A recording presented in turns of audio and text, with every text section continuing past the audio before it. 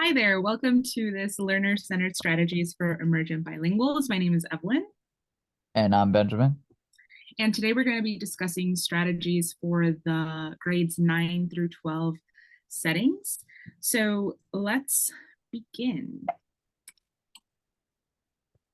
Okay, so the learning objectives for this session are we're going to be covering why a term like emergent bilinguals is important. And also, we want to start by recognizing the importance of learner-centered teaching before we even talk about what those strategies actually look like in a classroom setting. And then we'll be discussing such strategies for you to apply in your classroom. Here is a brief overview of the strategies that we'll be talking about today. So the silent way, problem posing, and then community language learning.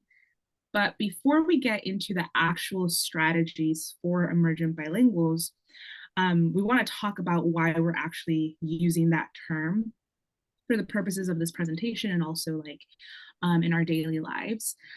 Here on the left-hand side, you see some of the commonly used terms to refer to these multilingual students.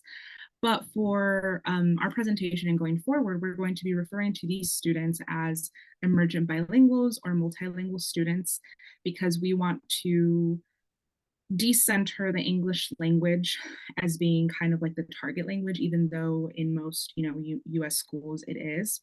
And we also want to recognize that they're not just learners, but users of that language. And so the emergent term actually captures that a little bit better.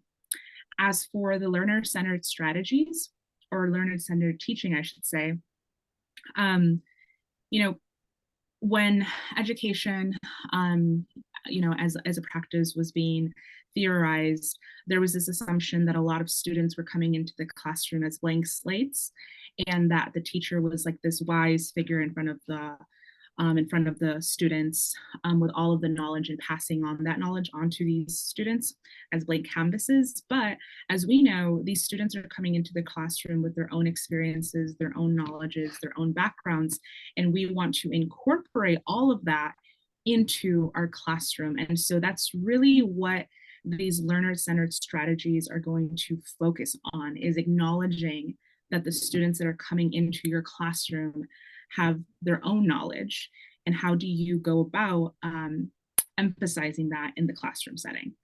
So with that being said, we'll move on to our first strategy for today. Yes, thank you. This is the first strategy that we'll be covering. This is the silent way. This was a method of language teaching, learner-centered strategy devised by Caleb Gadigno. I think this is a pretty cool strategy just because, growing up, I've always been in classrooms that were a little bit more traditional, not the learner-centered strategy type classrooms, more of the teacher-centered learning where you just sit down and just the teacher lectures you and everything like that. You just read the books, you just try to do the worksheets and just try to keep it moving through the class. I think this is a little bit more beneficial and will help in the long run each student. The teacher will be as silent as possible in the classroom. Students will help each other, will learn and help each other throughout the progress. Um, Grammar is going to be taught progressively through sentence structure, starting with pronunciations and things of that nature, short words. There's going to be uses of charts, colors, sounds, and gestures to convey meaning.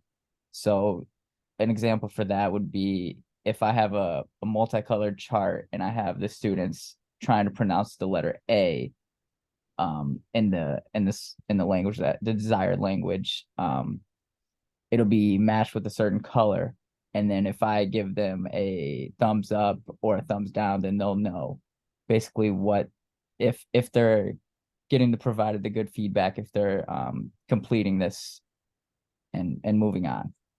And students will be able to help each other as well. They'll be able to talk to each other in their native language or the desired language. Ideally, will as we progress, it'll be the desired language to try to help them understand everything moving forward. Um, a thing with this method is it'll probably be a little bit slower than other methods because students are focusing more on quality. And as you know, with quality, you have to work on it more than checking off a list and then just moving forward. So it's not like we're just reading the language of the textbook and just moving forward and saying, okay, they passed this quiz with a 70%.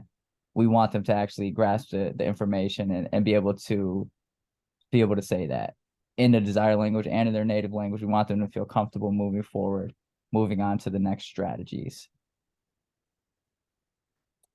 And we can move to the next strategy now.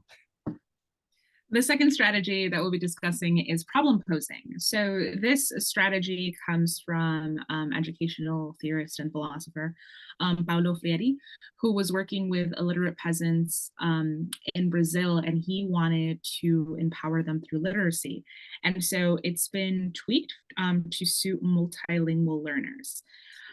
Basically, this strategy can be broken down into 3 different steps. So first, you're listening to any problems that your students have.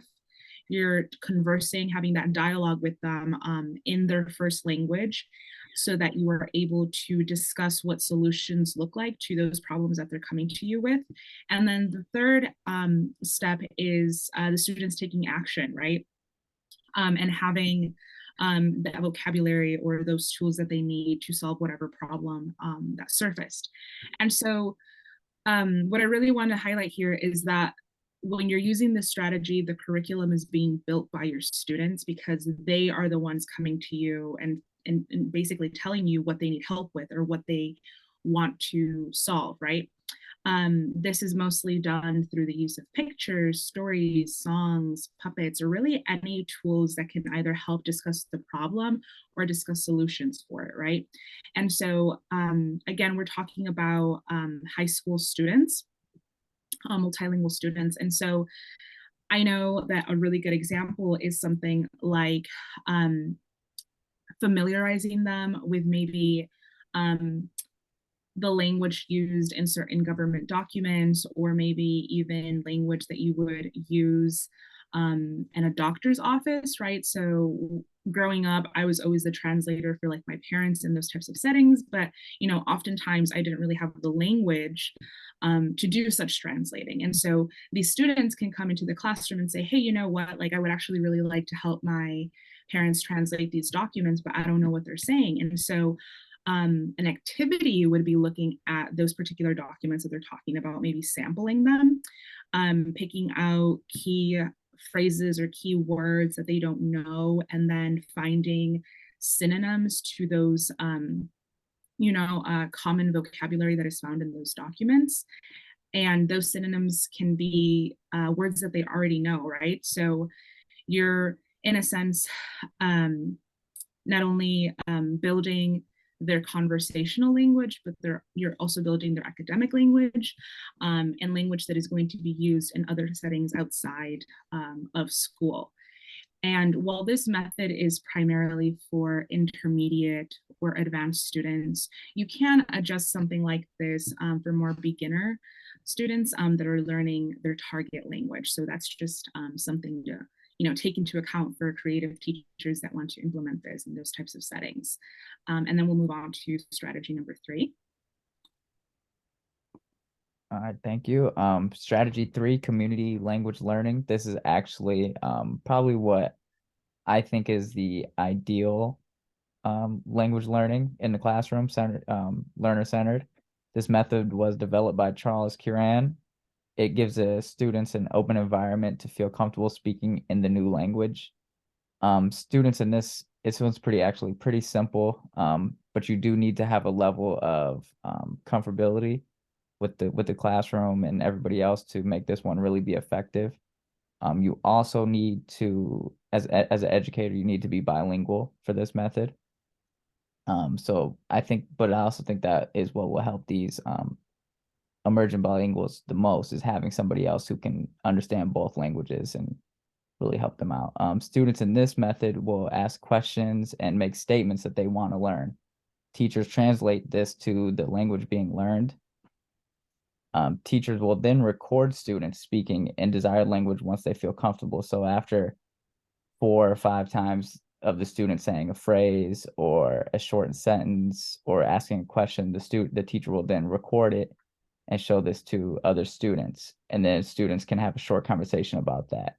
and then they could talk about that in their native language. Students will be able to discuss how they felt about the lesson and what do they think is moving forward. And they should be able to try to do this in both the native language and the desired language. Ideally, the desired language moving forward, but to start it off, then them speaking as much as the native language is fine at the time. Students will do this in small groups, and this will really help them. And then we'll put everybody together, and everybody will collaborate moving forward. So I think this is a pretty good strategy for bilingual educators. If any of you are bilingual educators, I think this would be great for that. So yeah, thank you guys all for coming to our session today. I am Benjamin, if you have any questions, and that is Evelyn, and thank you guys for coming by. Thank you.